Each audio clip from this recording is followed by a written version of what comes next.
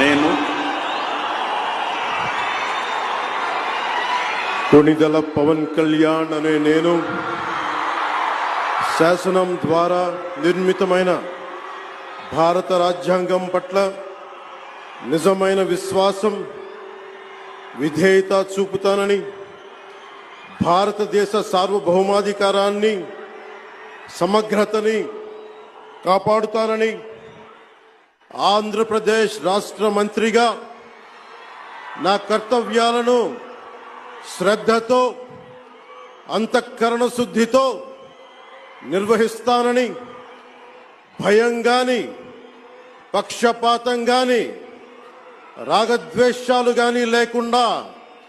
రాజ్యాంగాన్ని శాసనాలని అనుసరించి ప్రజలందరికీ న్యాయం చేకూరుస్తానని